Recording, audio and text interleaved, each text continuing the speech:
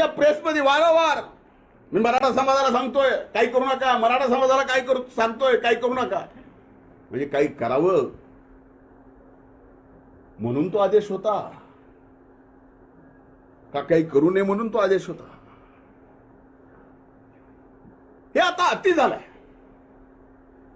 एवढं अति झालंय. त्यांनीच त्यांची माणसं पाठवायची, कुणाकडून तरी ओळखी करून घ्यायच्या, ओळख झाली की फोटो काढायचा, फोन करायचा. आम्ही आपल्या कामात, आम्ही काय फोनवर असं कधीच कुठलं बोललेलं नाही. होऊ द्या ना एकदा, जे व्हायचंय ते. याला ब्रेन मॅपिंग, नार्को आणि सीबीआय. आणि मी माननीय मुख्यमंत्र्याला आज या प्रेस कॉन्फरन्स म्हणून विनंती करतोय की काहीही करून या प्रकरणाची चौकशी सीबीआय कडेच गेली पाहिजे. त्याच्याशिवाय आता हा धनंजय मुंडे ही स्वस्थ बसणार नाही आणि स्वस्थ बसू देणार पण नाही. आमच्या सारख्याला संपवायला निघाले. केले काय? आरक्षणाची बाजू घेतली. 25 वर्ष लढलो आणि 25 वर्ष आरक्षणासाठी लढल्यानंतर आज एका व्यक्तीच्या प्रवृत्तीमुळे माझ्यावर ही वेळ यावी. त्यांच्या विरोधात कुणी बोललं,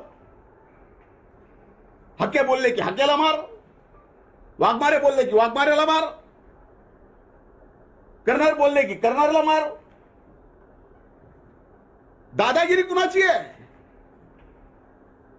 समाजामध्ये अंतर कुणी पाडलं? अंतरवेलीतूनच पडलं ना. त्यामुळे अशा खोट्या नाट्या केसेस करून तुम्हाला जर वाटत असेल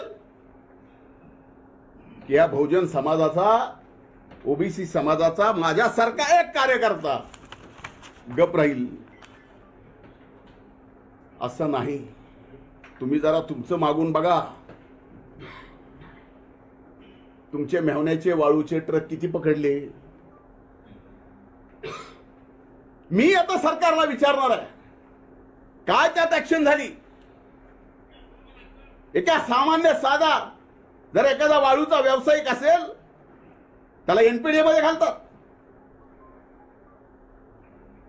यांची यादी सरकारला देऊन सरकारने काय केलं हेही मला विचारावं लागणार आहे.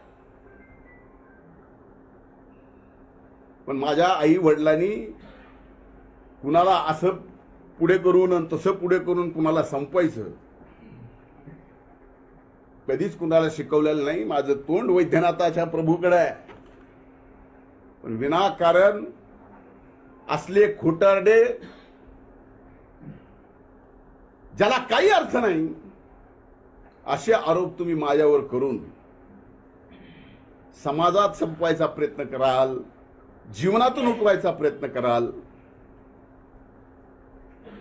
जरांगे असं करू नका.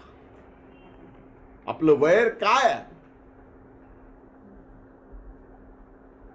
एक लढाई आहे. तुम्ही ओबीसीचं घेऊ नका.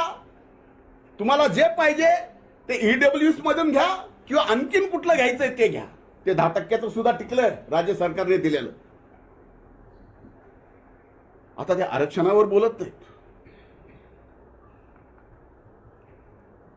त्यांना आता शेतकरी नेता व्हायचंय. त्यांच्या दृष्टीने आता 500 मराठा समाजाचे बंधू भगिनी गेल्या, त्याचं दुःख नाही आहे. त्यांना नसलं तरी आम्हाला आहे, सरकारलाही आहे. पण अशी थोतांडगिरी करू नका. तुम्हाला एका समाजाने डोक्यावर घेतलंय. आजही त्या समाजाला वाटतं की आपलं काहीतरी चांगलं होईल. समाजाला वाटतं, मला नाही. देश विदेशातील प्रत्येक घडामोडींचे लाईव्ह अपडेट मिळवण्यासाठी आता साम टीव्हीच्या सर्व सोशल मीडिया प्लॅटफॉर्मला लाईक, फॉलो आणि सबस्क्राईब करा. तसंच सर्व नोटिफिकेशनसाठी बेल आयकॉन प्रेस करायला विसरू नका.